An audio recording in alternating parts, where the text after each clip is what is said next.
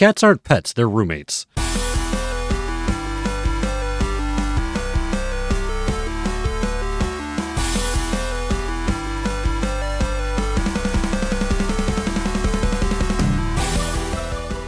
Hello and welcome to the Part-Time Gamers, the gaming podcast for people with full-time lives. I'm Cyranex, clocking in with my good friends, 9 of 12. Hello. And that one weirdo. Reunited and it feels so good. Yeah, it's been a bit. I won't sing anymore because I'm terrible at this, you know. Don't worry, we have low standards. Yeah, it's been a Obviously, bit you let me on the show. I wasn't going to say it, but if you're going to, okay. I was going to say, but you don't have to. Like, you know, Gosh, man. I could read your mind. It was like 2 tomato soup cans with a string in the middle. Yeah, it doesn't take much for mine. So, yeah. Just do a hand puppet. Hey! Pretty much. Oh, yeah, it's been a bit since we got all three of us back again. So it's nice to to have the crew back together and keep talking about some games. Speaking like I'm still trying to get Part-Time Adventurers off the ground for this first season. Right? Yeah, it's just been scheduling just emergencies coming up. Stuff we can't predict, and like one of them was a emergency visit that had to happen, and one was like a pretty big family emergency that couldn't take care of. And if it wasn't the first session, it wouldn't be that big of an issue. But just I want to get all of our guests at the first session so we can get their characters situated and stuff like that, get everything oriented, and then if something happens then that's fine, we can pick up the slack. But yeah, just trying to get everyone together for that first session. It's just emergencies and stuff, so I'm not going to hold it against them. And since it's still the start, we're not really beholden to anything other than our own schedules. So yeah, it's really not that big a deal. But looking forward to getting that off the ground, and want to get back into Wildermyth and play through another campaign. Go from there. So how have you guys been last, however long it's been? Chilling. I finally have my marbles together and my medication. Wow. Hey. My big butt broke the chair, I think. Oh no. We got on camera, so we're good. Breaking news. Breaking chairs. Everything is content. One thing that I definitely learned from this game is everything is content. Yeah. Yeah, we'll get to the game in a little bit, but yeah, it's just yeah. I just life tricky sometimes. I've been doing stuff. Oh, I my book's out. Yay! Oh yes, I saw the post that you put on Discord about it. Oh yeah. This week on TMS, Amy's going to talk about it on this segment. And anybody, we give out my URL at the end of the show, and I actually put a link there so people can go buy the book from their local bookstore. Nice. Awesome. So it's like cool. I should be getting my hard copies on Wednesday, and I'm like kind of freaking out a little. Wednesday's going to be a big day. Wednesday, the books are supposed to come in. That a kind, wonderful friend of mine bought a dozen. Yeah. She wants 2 for me to sign because she'll be here visiting from Wisconsin in a couple of weeks. And the rest of them I can use as I wished for promotion, and I can sell, and I'm going to donate one to my local library and stuff. And also on Wednesday, my computer's supposed to arrive. Nice. That a friend of mine is sending me to be able to use so that I can finally start my cooking stream. Awesome. That's awesome. Nice. I'm glad all that stuff is finally coming together. Yeah, that's awesome. And tomorrow I deliver the costumes to the shelter, like the Halloween fairy thing. The shelter is like, "Are you still in the Halloween business?" I'm like, "I am. Who you got?" Yeah. Halloween business. I got some donations because we're underemployed still, but I got some donations from some kind people in the community, and so I made sure they had everything the right size for the right people. Although my spreadsheet, I've got like 50 some costumes now. Nice. In the spreadsheet. Yeah. And yeah, so I'll be delivering those tomorrow. And adopted out the baby kitten. I've had a pretty good week, really. Awesome. Good to hear. Other than somebody I know OD'd yesterday, but that's, you know, Ugh.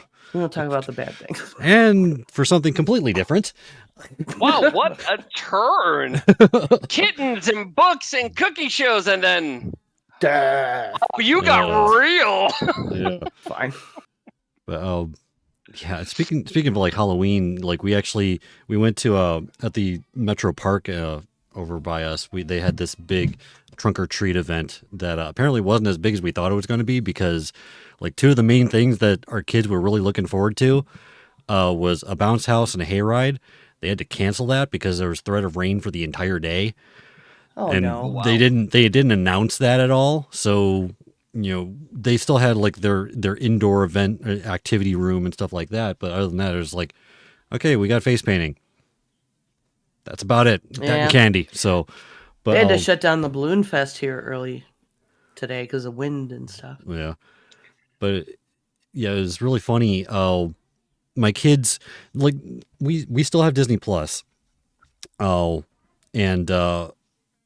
one of the things that they have is like they have they're like zombie university movies or something like that.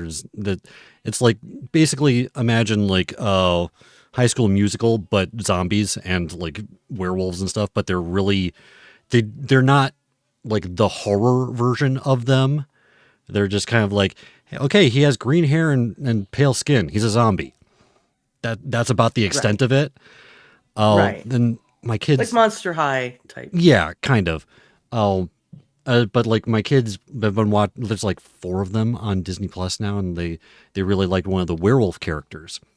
So they dressed up as the werewolf character, which is basically just kind of, they have like a white stripe in their hair. They wear like a jean vest and like purple shirt and jeans and black pants, stuff like that. Pretty kind of somewhat basic costume and everything, like the eye makeup. And yesterday, my oldest was really considering just not wearing it because like everyone that she talked to about it, like all the little kids that she talked to about it, either didn't know what it was or thought it was lame. So she was getting really discouraged about it. And I told her that like there are people who go to conventions that purposely pick like the most obscure character from something just to see if someone will recognize it. And if someone does, it's super exciting. I told her that, and I admitted to her that apparently I'm just a sucker for these, like, just catchy music from these kinds of shows.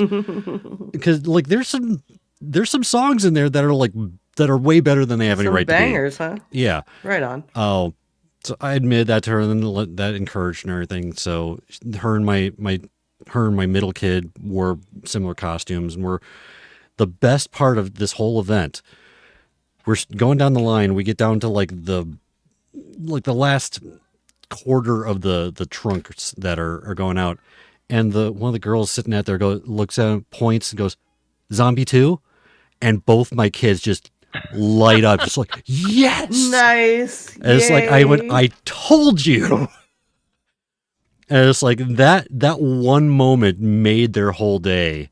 Like even without the bounce house or the hayride, just them enjoy being able to be right, Sean. Because I'll tell you what. Oh, it doesn't happen often. Views down the road, there's no winning. But this is awesome. Yeah, that she listened and then got that gratification for herself and you. And it's like it doesn't matter. Like it doesn't matter what you dress as. It doesn't matter where you go.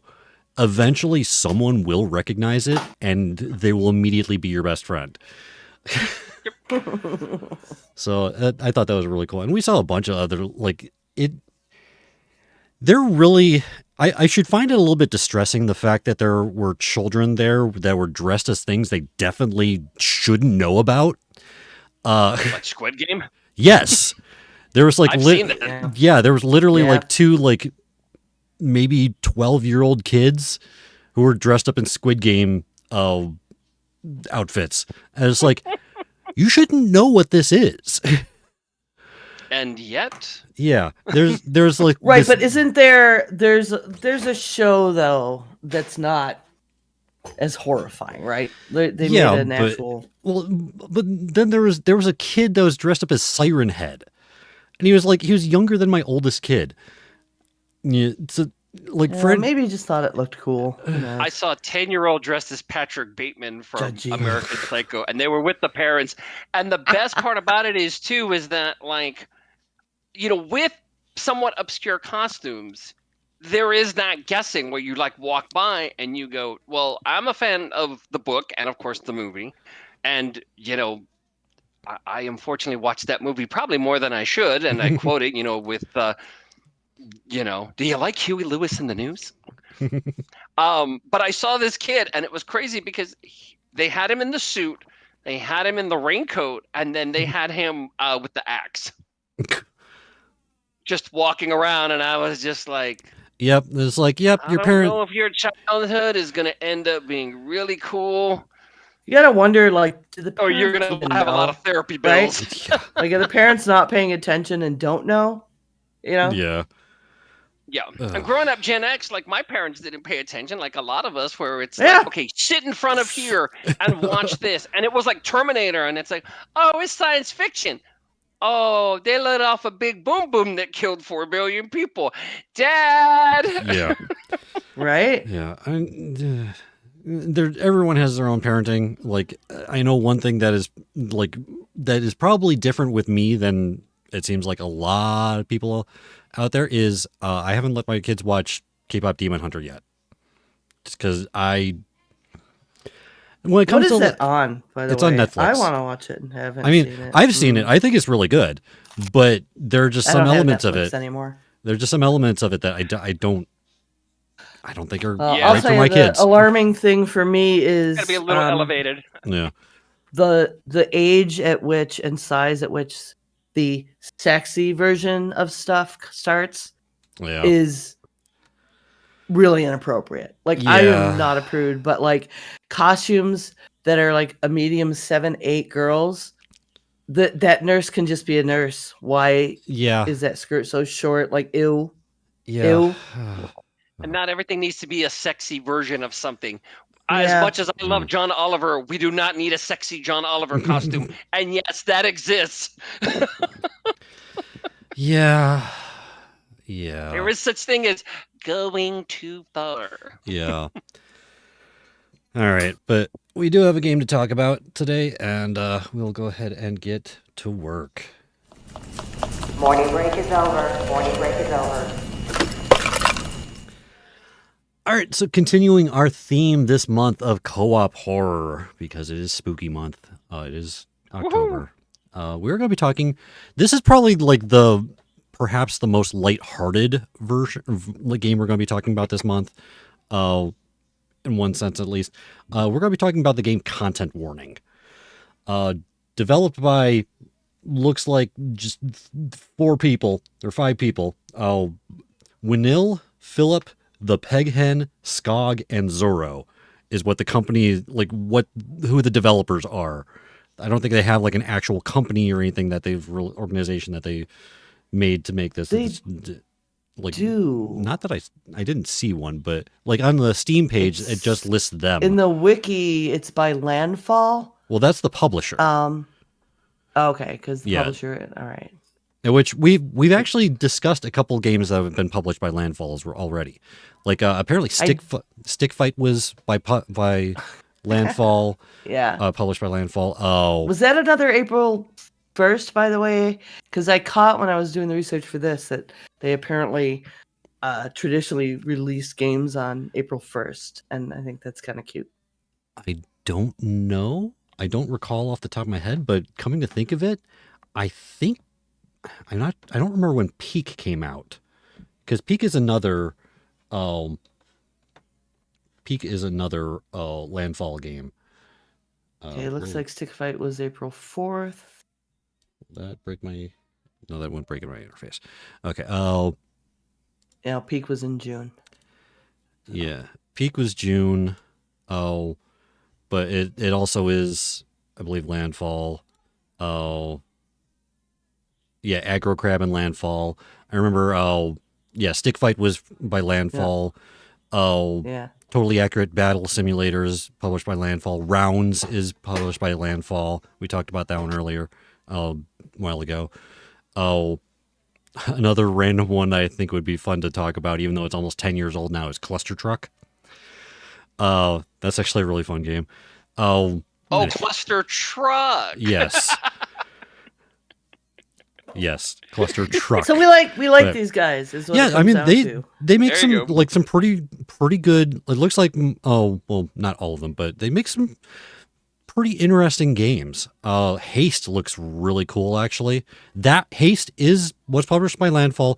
That one was released on April 1st of this year. So it does look, holy crap. So I'm looking at the list right now. Rounds was released on April 1st, 2021.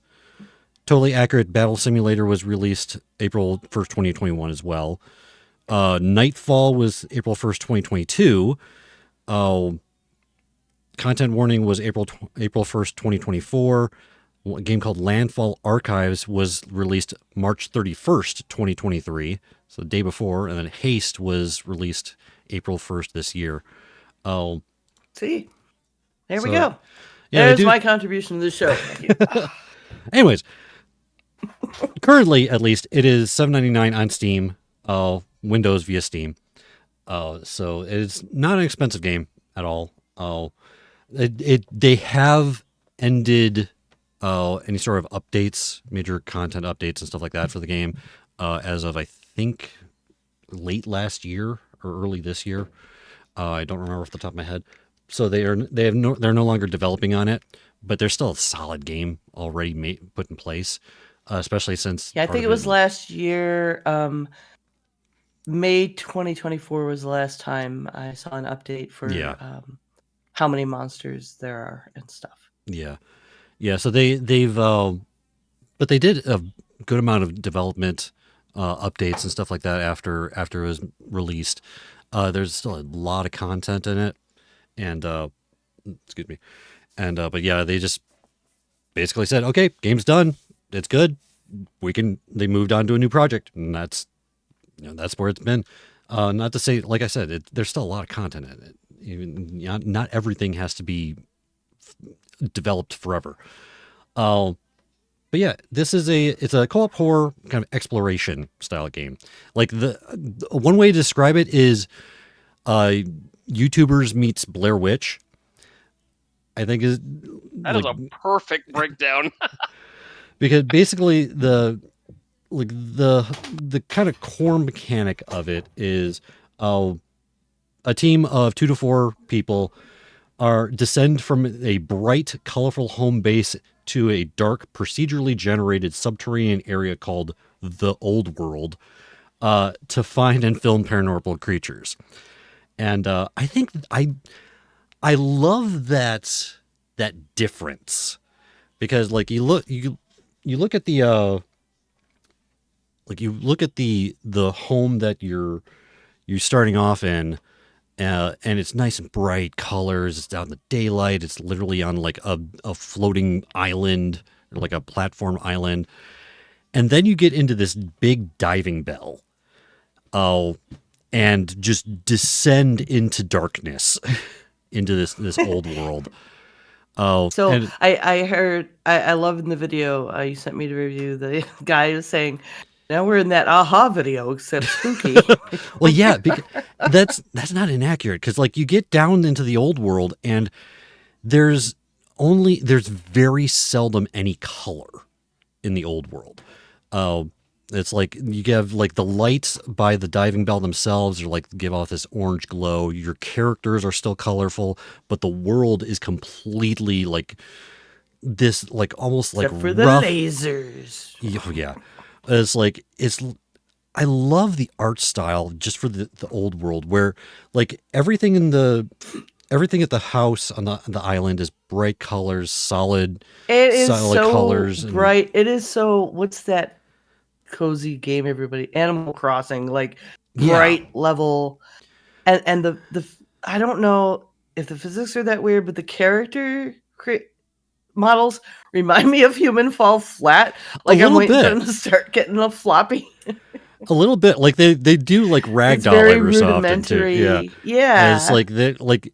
Oh, another thing that I love about the characters is when you make your character, you come up with a screen. You can pick the only color the characters really have is on their face. They have like these big, like old timey diving helmets. And in fact, the characters are referred to as divers. But they have these like kind of Well, it's kind of bulky, Lethal Company in that way. a little bit, yeah. Yeah, definitely kind of borrows from that. But you actually type a face to customize your character. So you do like the whole ASCII face. And of course, like on the video that I sent you it's from a Eurogamer. Of course, he put a penis on his face because why not? You can do it on a keyboard. So, but yeah, you can actually type your face out and everything and go on there.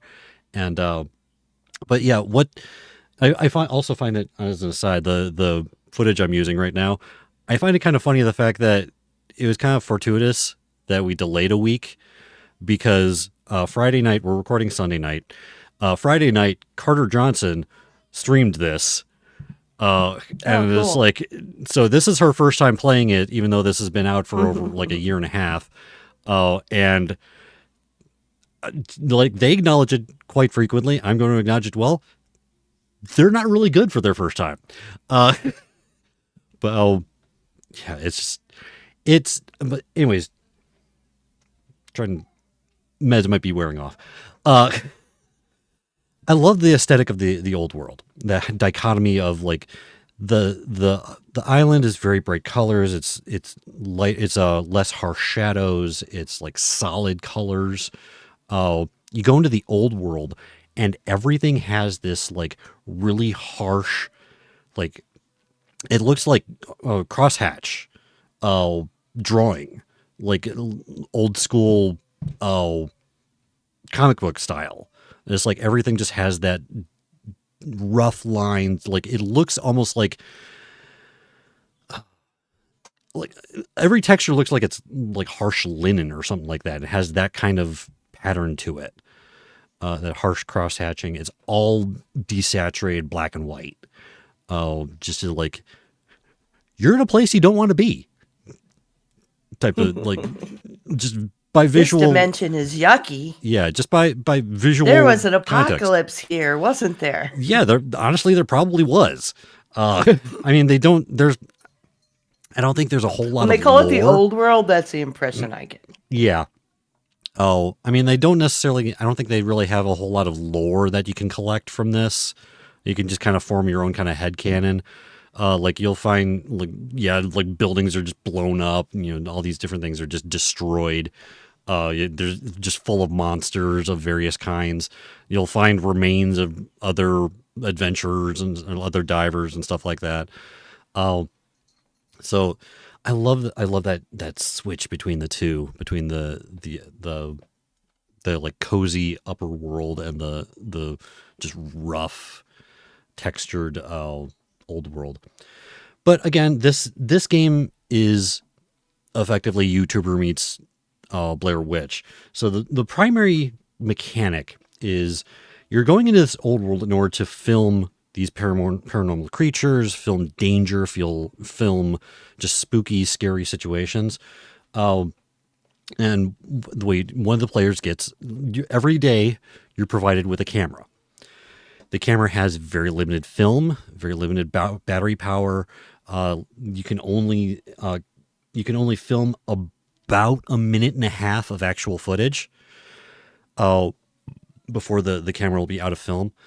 And so you really need to be kind of focused on like what are like the best situations to try to film. And I think a common mistake is filming too much of just kind of background stuff. It really takes like a good sense of timing. Wait until you spot a monster. Yeah. Yeah. Or even just like spotting a monster is one thing. It's like, as much as you kind of don't want to do it in real life type of thing, filming someone being attacked by the monster is Oh, probably yeah. even better. I mean, that would rack up the views, right? Yeah. And if your body, if you're actually disposable, Pretty then much. Yeah. this It's this like, is your whole motivation in this. You're just trying to make money and you're trying to get the views. yeah. So it could actually be beneficial to like have someone as like the designated decoy, or just like like, okay, if we find a monster, you run up to it, like provoke it, have it attack you. I'm going to film I it. am confident that if I played this game, I would just end up being that person because how bad I am at navigating in games. Oh, trust me. Like some of the creatures, especially since like your flashlights have especially the flashlights you start off with have a very, very limited battery life. And I think that's another common mistake is using that too much, because you have about somewhere, I think it's somewhere in the neighborhood of about 8.5 minutes to explore this area before your oxygen runs out. If your oxygen runs out, you just die, period. That's your hard limiter. So not just like, so you have the limitation of the camera being very selective with what you're filming, but you also have to keep an eye on your oxygen so that you get back to the diving bell in time before you die, because it's like because everyone has the same level. There's no like, it's a hard limiter for everyone in your party. So if you run out of oxygen, everyone's run out of oxygen unless they're in the diving bell. So a lot of resource management. Yeah. I have a question about that actually. What's up? Just occurred to me. When you get to where, you've got like a green screen and you can do your intro before you go, does that count against your filming time? It does. So you have to be selective about that as well. Yeah. And it's not necessarily a bad thing to do that. It is actually, I think it's good practice to do that, to do a sort of intro, but be concise, be selective with it. 'Cause again, you have that very limited film. Yeah. So that is a factor as well, but at least you're not going to die while that's happening. Yeah, hopefully. But yeah, you can get some other equipment as well. Like you can get, like they have the film clapper, which I don't think it actually has a function, like a mechanical function, but it has like what it would literally be used for on a film set, is like to mark, okay, when you hear this, start the camera, when you hear it again, that kind of stuff. And I think it can actually be used to attract monsters. Just smacking that, and it might be, I don't know how effective that is other than just yelling, but voice is a factor. It's like a photobomb inducer. You can turn the camera on. There's the monster behind you. Yeah. Oh, and that'd be a great shot. There's a selfie mode for the camera too, so you can like hold the camera up, and catch yourself, film yourself running away from monsters behind you. So there's other equipment you can get as well. You can get better flashlights, different kinds of flashlights. Like there's pro and long flashlights. I think the long flashlights last longer, but the pro flashlights, or no, the long flashlights have a tighter beam, have a tighter light to it, so they can project light further. That's what the long flashlights do. But the pro flashlights are just, I think they have a better battery life and just brighter in general, but there's a wider beam. You can get all kinds of emotes and stuff like that. One thing that is actually very helpful is to get the hugger.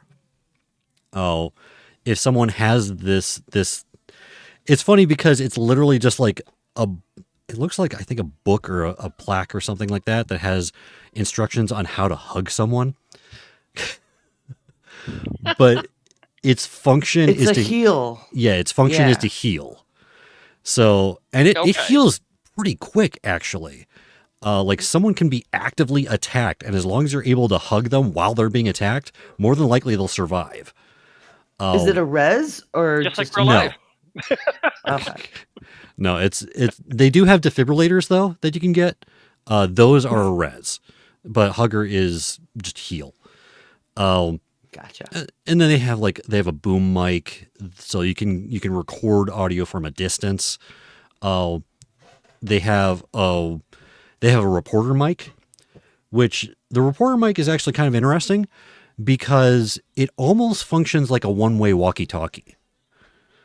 So whoever's holding the reporter mic, their voice will be at full volume for everyone else in the party, regardless of distance. So it can be pretty helpful. It's like they can get close to a monster and still have their voice heard, while whoever's holding the camera can be off at a safe distance, zoomed in, and everything like that. So there are these elements, like it actually, like you have to consider like film school level mechanics to this, which I think is kind of interesting. In the midst of also trying to not have everyone die. But I like the fact that, like, you put a note in here that there's 32 monsters in this game. I didn't know there were actually that many, because most gameplay that I've seen has only been from like the first couple, like the first maybe second set of expeditions. So it's like you don't see, you like most common things we see are like the snails. The snails are pretty common early game monsters, which they do hurt if they catch you, but like they sneak up on you. But otherwise they're not very quick, obviously, because they're snails. They're really weird and silly monsters in this. Yeah, some of them I are have to say. Some of them are freaky looking, and then some of them are just like, oh, you're literally just a walking snail man. Cool. It's like rare. Oh. Your head is a egg beater. Like, yeah. What the heck? Yeah, there's one where like it's like an egg beater charger. Like you'll hear the egg beater start revving up, and then all of a sudden it just shoots past you. Oh, yeah, that's freaky. Oh, there's like, I know there's one that is like, it has like bombs on it, and it's like there's one, there's a bomb. I think there's a ghost that has like a giant butcher's knife. Oh, it like just comes up and tries to tonberry the hell out of you. For people who know what a tonberry is, we should be friends. But Final Fantasy monster anyway. But yeah, he'll just like run up you and try to stab you to death. But the fact that there's 32 different monsters is actually kind of impressive. But like another core mechanic of this is after you get all this footage, you try to get back into the diving bell. You go back up to the surface. You literally throw the camera into an extraction box, which I can only assume nanites go in and like convert literally morph the camera into a disc that you can put into your DVD well, no, player. because you get the camera back. So. Yeah, but not from the box. Once you put it in the box, it it's just edits gone. It down. What's that? It does kind of edit it down. Well, it still just displays the whatever CD when you put it in. Yeah, it still just shows what you filmed. It doesn't really do a whole lot of editing per se. But okay, it seemed to, but okay. Yeah, I'm pretty sure it just shows whatever you filmed, because it's only going to be like a minute and a half anyway. So, yeah, it's not that much. But yeah, you put it into the DVD player. It shows you your footage with a chat screen as well, and it starts accumulating views. You upload your footage to the game. The game's AI analyzes the content of your video and generates views, ad revenue, and viewer comments based on the quality and excitement of what was filmed. So if you're not very specific about what you're filming and just like filming a bunch of like hallways and stuff, you're not going to get a whole lot of views. But if you film like I said, someone getting attacked or, just creatures in general, you're going to get a lot more views from that. So again, that resource of the camera is a big factor in this, being very selective with what you actually film. Excuse me. Getting burpy when drinking Mountain Dew, apparently. But there's one thing that is much more similar to like Lethal Company, that is very different than what they decided to do with with the game that we talked last time, the Headliners, is this has that 3-day the 3-day cycle. So you have 3 days of doing this to get the goal. Instead of it having to be everything all on the same day like they did with the Headliners.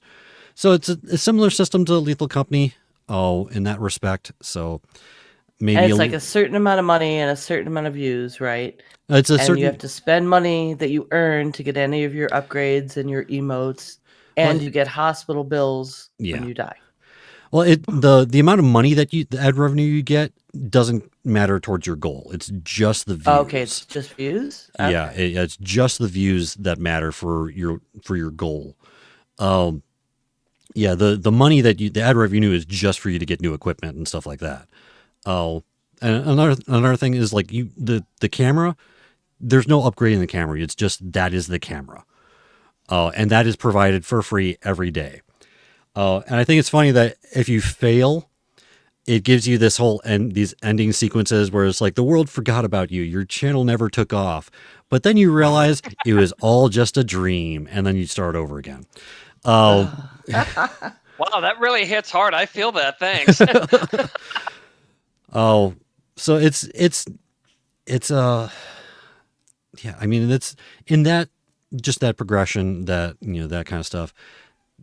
Pretty standard. Like, I think Lethal Company did that. Like, I don't know what.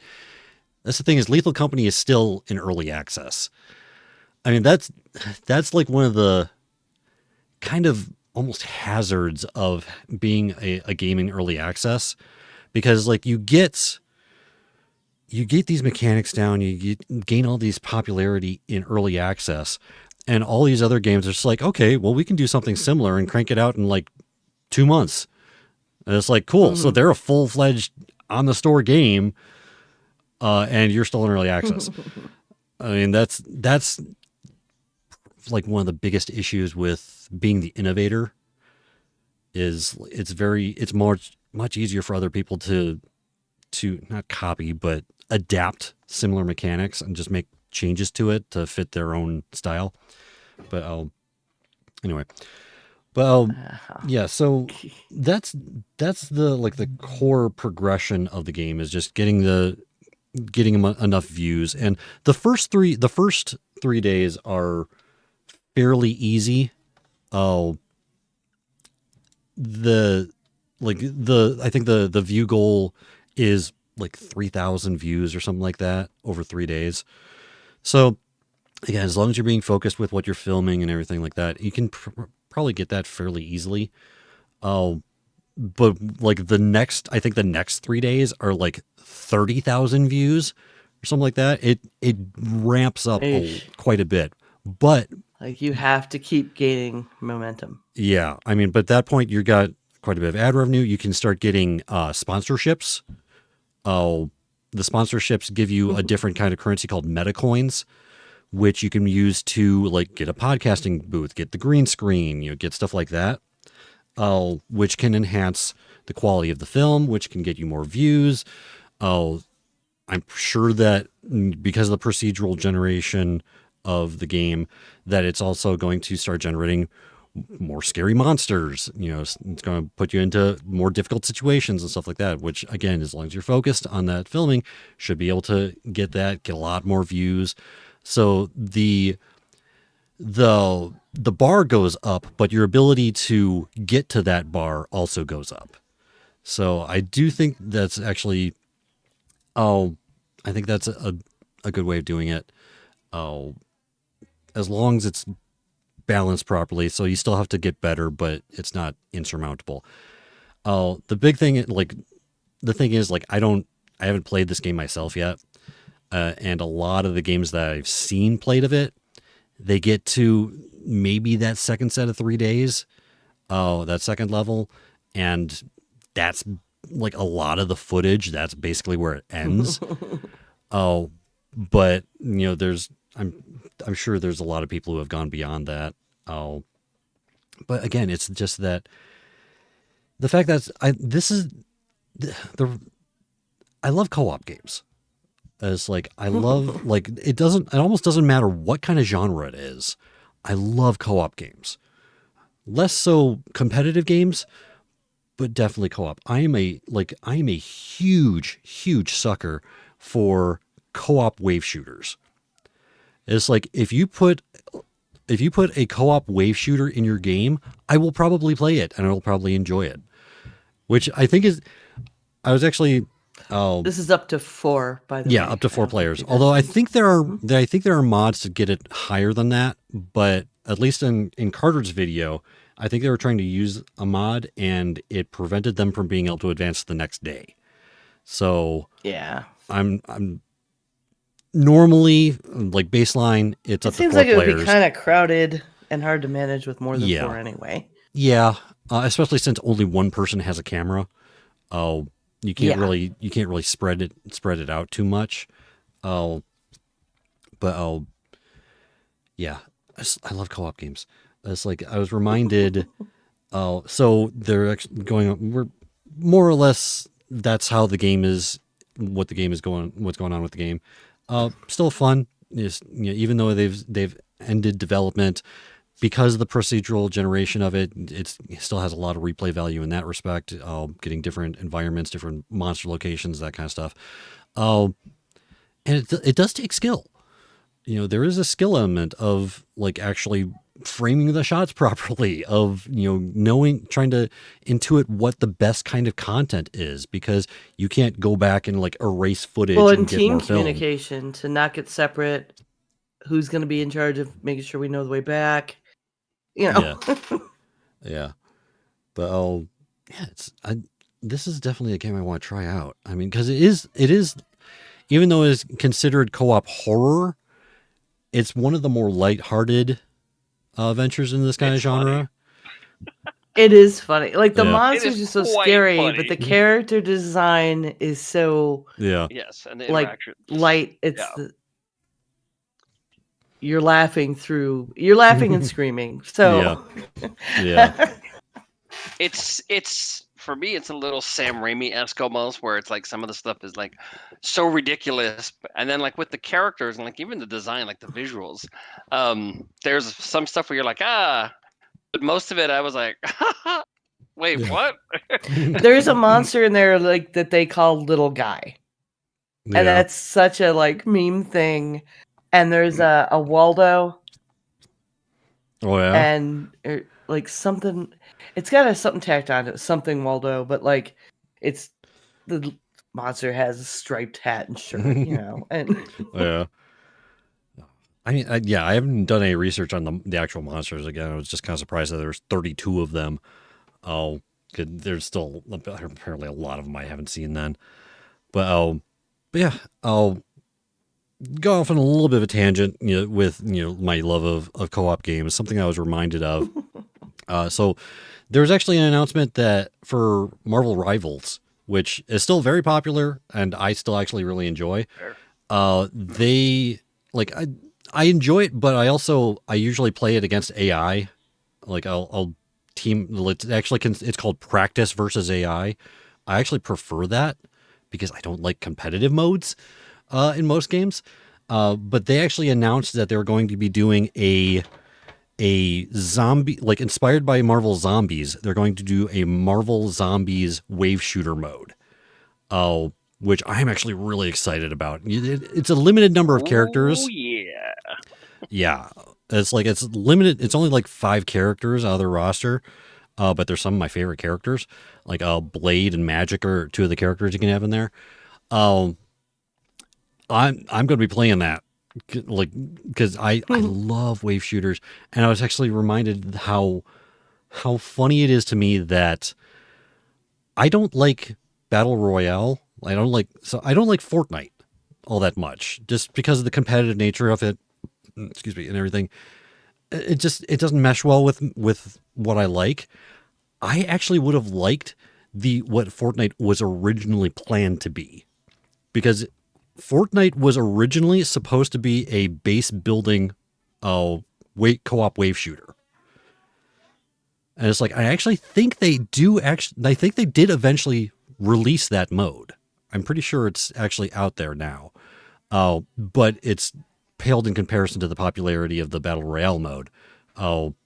But yeah, when it was originally in development, it was that base building wave shooter mode, and then they came up, they just like, well, we have this platform, let's see what else we can do with it, and someone made the battle royale mode, and it took off like gangbusters, and that's what it's known for now. It was like, I would have liked the old one actually. I think that kind of I thought that was kind of ironic. If it actually is ironic, I don't know if that's actually correct or not. But yeah. Anyway, yeah. So that's content warning. Oh, yeah. YouTubers meets Blair Witch. So, yeah, we still got a little bit of time. We do have an article for our water cooler talk. You get that thing I sent you? Yeah, I got it. So TwitchCon, of course, like the week after I stopped streaming to Twitch, TwitchCon happened, and they made some announcements. I didn't know when I suggested this Well, that we had made still, the move. I honestly, Still game news. yeah, it's still gaming news. It's still gaming related, and honestly, I forgot to look for anything else. So thank you for putting that. Anyways, Yeah. but like there's a couple key features. Nailed it. There's a couple key things that they announced at TwitchCon specifically for the Twitch platform. One is dual format streaming, which I can understand the appeal of it, but I also don't care because so dual format streaming, like it'll allow you to stream in both vertical and horizontal formats, which I know a lot of people probably watch streams on their phones. And in some, I think this is aimed at Twitch and Instagram people. Yeah. I mean, I know that the vertical format exists and it does have a TikTok place. and Instagram. I mean, sorry. Yeah. Or like even YouTube Shorts, that has a vertical format as well. Vertical. Like I can understand the appeal of it because a lot of people are probably going to be watching these shorter format videos or like even full streams and everything on their phones, and having that vertical format makes it so they can utilize a more natural position for their phones if they're on the go. And I can understand the appeal of it to a certain demographic, to certain people. I honestly don't care. This is not something that is on my. It's okay, it's not for you. Yeah, it's not for me. I'm not saying it's bad, but it's not for me. I almost don't. I don't go on TikTok. I don't really go on Instagram. I don't do any of that stuff. So, yeah. I like TikTok. I don't go very often, but my feed's pretty good. Like I see foragers and actually learn things. So I hate to sound like an old fuddy-duddy, but I don't get TikTok. And I think for me, it's just, I mean, obviously there's an abundance of social media platforms, but for so much to be hinged on that, and like people's careers that have come from TikTok, and it's like, okay, like it just does not click with me. And like my kind of inner circle of friends, my girlfriend and her friends, like they love that stuff and they want to send me something on TikTok. I'm like, don't. It's okay. I mean, yeah, I can. I'm not an everyday, about once a week maybe I'll poke around in there, but I've gotten like some good stuff. So yeah, I mean, I can understand. I can understand the appeal of it. Like Scott Johnson's been doing more YouTube Shorts, but just like a minute and a half of just like him asking a question or like going through like kind of a short rant and stuff like that. And some of those are actually pretty entertaining to watch. And it's short format. It's I can understand. Yeah, I mean, I can understand Remember the appeal. Vine? No, I don't actually. That was another one. I don't do said TikTok. The V word. Yeah.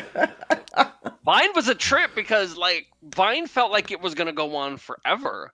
Yeah. And then I guess there was just not a way to really monetize it. And it was crazy, or not monetize, or whatever came of it. But What was really weird is that not too long after TikTok came, and in my mind it was like, okay, so is this going to take a swan dive too? Because I remember when Vine was like huge, The and difference then is the algorithms now make it That's so it. that oh, it that makes works, Yeah. sense. and it That works, and it can tracks. be funneled to more people instead of just being random everything, and you can't find anything you're interested in. So, Yeah. That tracks. That makes sense. Yeah. I mean, all right. So, advancements what in else did you want algorithm. to talk about? Oh, yeah. Oh, so yeah. Like, I actually want to go to the second one after Okay. last because, whatever. But they do have new censorship. Yeah. Word propers out of my mouth.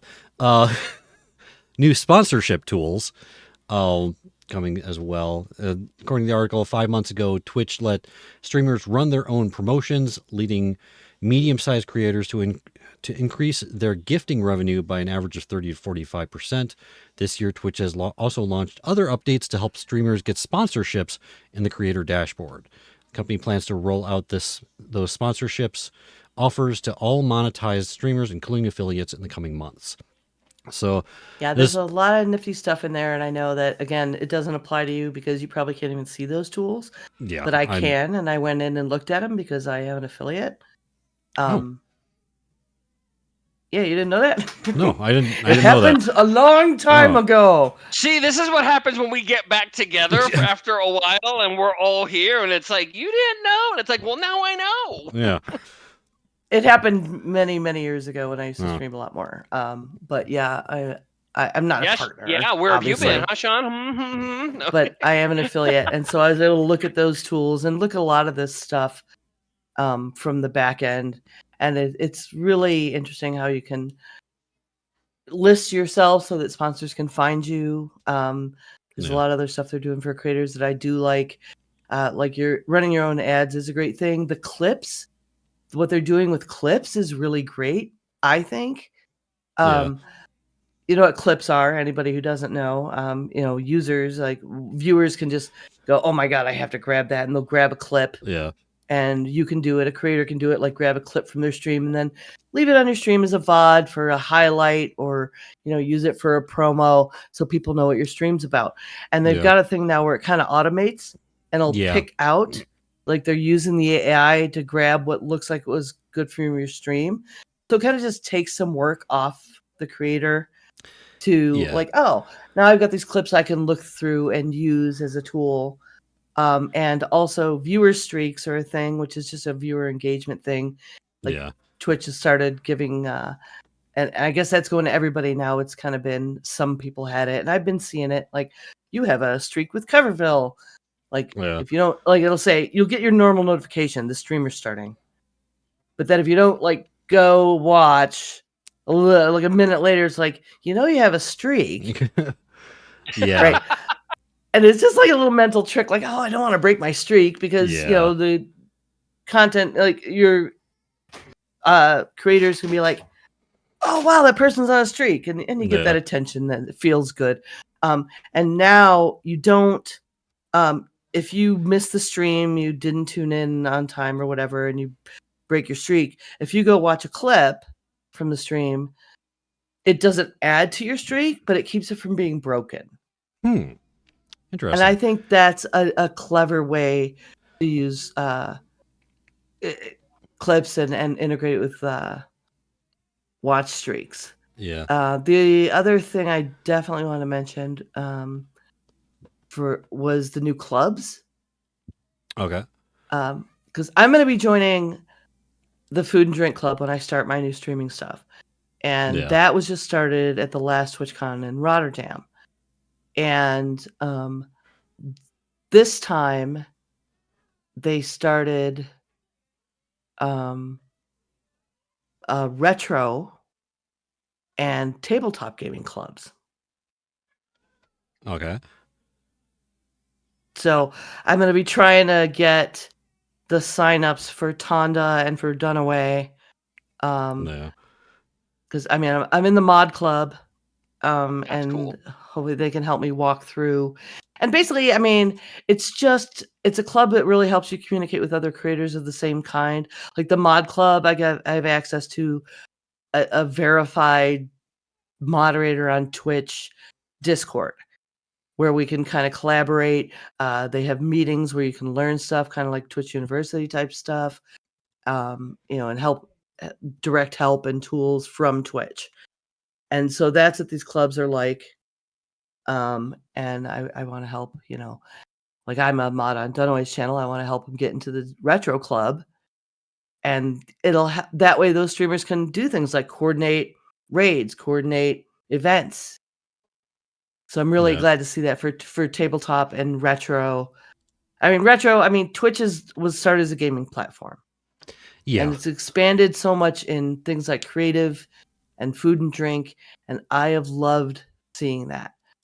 But adding tabletop retro is still in that gaming arena. But it's kind of surprising they didn't go first.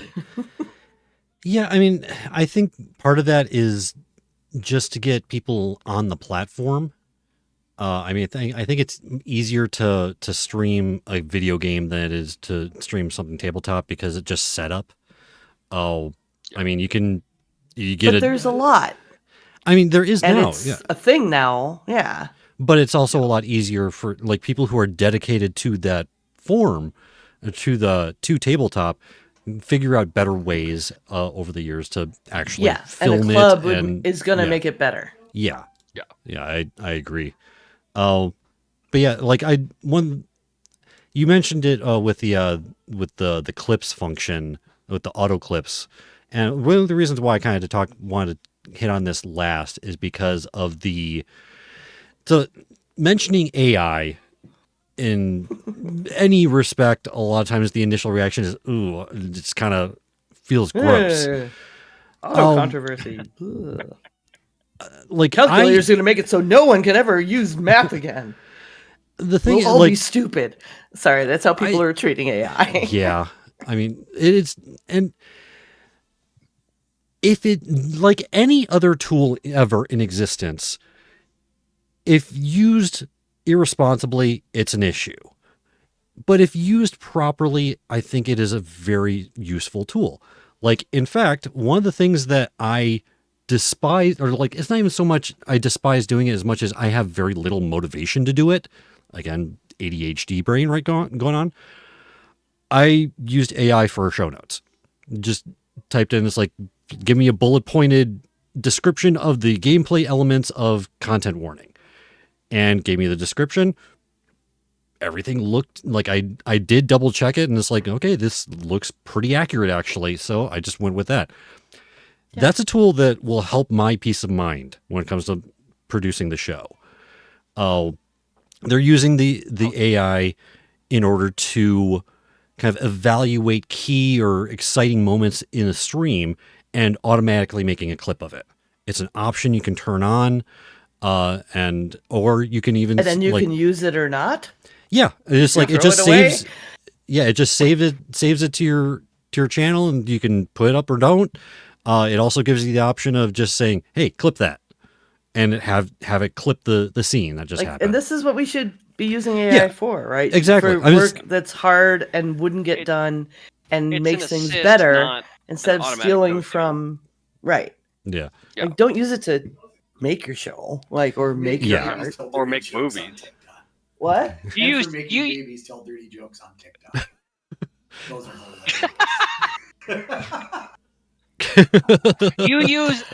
we should have, if Theo can't make it sometime, we should have Robin, because he's got those one-liners. Yeah.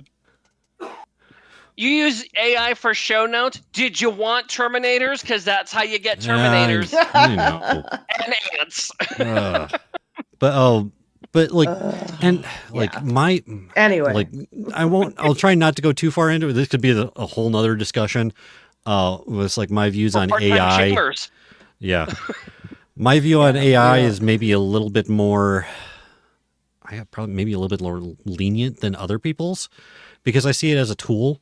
And like I said, any tool can be abused. Like a hammer can be used to build a house or used to murder someone.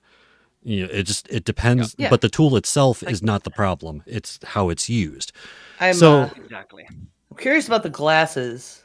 Yeah, that I can understand the again another like understand the appeal or I the kinda love function though, of it. But again, that's because I've something that watched can be streamers abused. that do IRL stuff, right? Yeah. Um, like if I had Meta AI glasses, it would be really neat to, I don't know, like it'd probably be really good for when I'm doing my cooking or doing Yeah. some crafting, Yeah. right? Instead of having to rig up a whole nother camera with a different view and stuff, you've got your glasses for one. Yeah. And then people like Monkey Bananas or Ibit that go on bike rides. Yeah. Like it's just a GoPro at that point, right? No, yeah, but Just has built-in streaming tools in the interface. the problem isn't so much the function as much as the form. Oh, because it makes it much more, I think, much easier to surreptitiously film things like, and because it's depending, I don't know exactly what they look like, but if they look like, I think the point is they're supposed to just look like a pair of glasses. Oh, and if that's the case, you can be filming people and not have them know it. That's my concern about that. But I do. I'm sure but that's not TOS, right? I have no idea. But I can. It's against I can the law, understand. so Well, yeah, yeah. Like, I mean, that might be a gray people. area. But once again, did you want Terminators? Because that's how. but like, again, briefly, when it comes to AI, I'm slightly a little bit more lenient on this because in my mind, like, it's also from the background of someone from an American, from someone in the United States, and something that is very much American is the defining yourself by your job. So anything that threatens a job, an industry, is immediately looked down upon. Me, on the other hand, I don't define myself by my job. So from my perspective is like, if we can get AI to replace, people in fast food, or if we can get AI to replace these jobs that nobody really wants to do anyway, but they have to because they need money, I'm all for that. It's like, but this also hinges on having a society that actually supports its people. It's like, Yeah, that would be cool, wouldn't it? Huh, yeah. Weird. It's like, if people didn't have to, or it's like even in the art realm, I'm probably this is probably hopeful or delusional, but I'm kind of hoping that it's like, okay, we're using AI to make art. This art does not necessarily look great. It looks manufactured. I'm hoping like it almost looks like I eventually think it's going to look too perfect, and that's going to start triggering people's uncanny valley. So you'll have this mass-produced just stuff that doesn't just looks a little bit off in some respect. And that'll make it so that when someone actually hand paints something, they hand draw something, that it's going to be a masterpiece, regardless of what imperfections are in it. And you can tell. You can tell. Like, Yeah. I can tell. Yeah. I know some people have some trouble and fakes are happening. Yeah. But, like, I went to a bookstore. Good God. Like, so many covers. Like, Yeah. probably half of the book covers were AI art. And it was just like, you could spot it, like, immediately. Especially when it's next to what is not. Yeah. But it's like, The comparable. You see this in all kinds of industries already. Like, think of furniture. And it's like, if you want something that's just functional and cheap, you can go to Home Depot and get a plastic Adirondack chair for your patio for, however much it is, pretty cheap. But it's just this vacuum, it's just plastic molded piece of, furniture that's going to last a season and then probably break. Or you can get someone who will over time, it'll take more time and it'll be more expensive, but it'll be handcrafted. It'll be unique. It'll be made from made from planks of wood that they had to sand. And it's like, and it would warrant a higher price tag. Because it's a piece of art rather than just manufactured. Anyways, we're not going. This is a whole other subject that we could get into, and another. Did you one. want Terminators? Because that's not. Never mind. That is still a very, very valid contribution to this whole thing. So I appreciate that. That's what I got. Yeah. But I get real quick. I get what you're thinking with the furniture. There's a difference between something being made and something being crafted, and something being crafted holds sway, because I mean we see now we live in a time where things are just crapped out. Yeah. Cars used to literally be bought and carried over and driven like over 300,000 miles. Now within 2 years, it's like, well, the seat feels funny and it smells funny because I sweat in this thing because of the heat seat warmer. Can I get a new car? So yeah, made, crafted. There's such a huge difference between the two. Yeah, it's like, okay, you buy this brand new car. 2 years later, you get a chip in the windshield, and it'd be less expensive to just get another car than to fix the windshield. But yeah, like, just, and I think it, like, okay, sorry, going on another tangent real quick. It reminded me of this. Like Tupperware.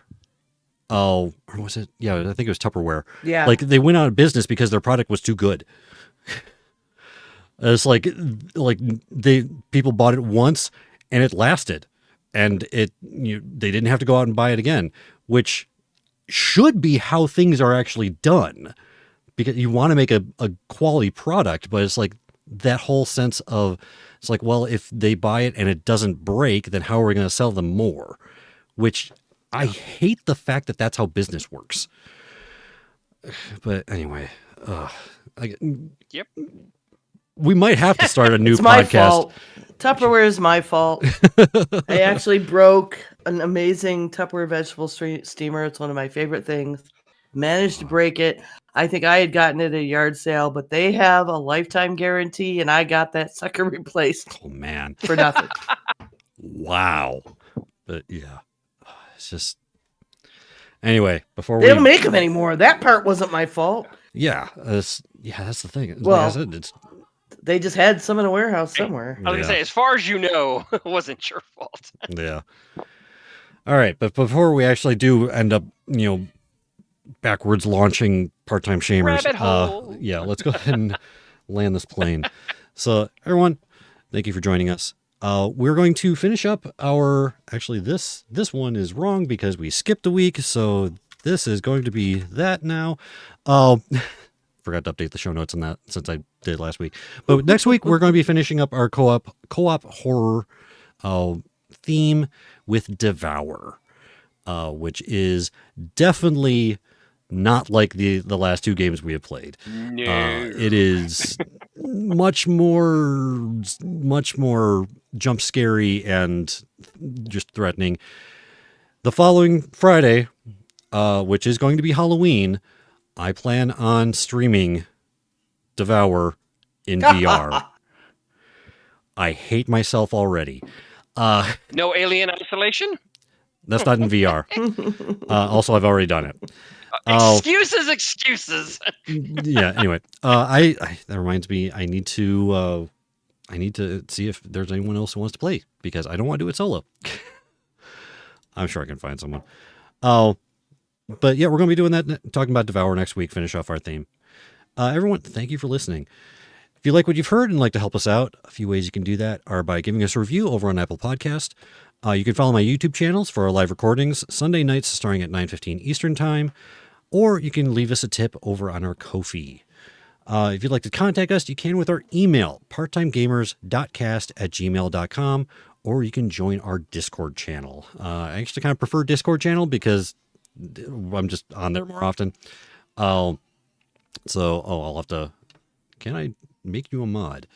We'll worry about that later. Yeah. Oh, there we go. Let's give you that one. There. You should be able to do it now. Yeah. Mm-hmm. You can find the show and links to everything around it using the link bit.ly/CI Productions. Emma, where can people find you around the internet? the easiest thing to do is go to 9of12.com. That's NINEOF12.com. It'll point you to all of my projects. Buy my book. Well, buy the book you're in. I guess anyway. What? Well, never mind. Never mind. Did you want Terminators? 'Cause And Theo with the save. Anyways, Theo, where can people find you around the internet? Preferably that is safe for work. wow, I had to think about that for a second. So I started going solo again with, I call it, name of the podcast is Rant It Up. First episode is out.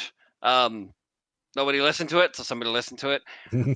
First episode is about my love, hate relationship with the modern theater going experience. And I love getting back to counting on myself doing it on my own. Of course, the downside is like, if I'm too lazy to do it, it ain't happening. Yeah. So it's nice to kind of get back to where I started, when I first got into with you guys and the show or the game show and stuff, and kind of doing it by my own means again, which is really nice. Next episode should be out probably in a couple days, so that's where you can find me. Nothing wacky yet. What platform? I'm having trouble finding it. Spotify. Okay. All right. Because it's free. Trust me, I'm not the biggest fan, but yeah, I've been seeing articles about that too, which we will not get into. Anyways, I'm down, and I use them. Well, all right, everyone. Until next time, we are the Part-Time Gamers clocking out.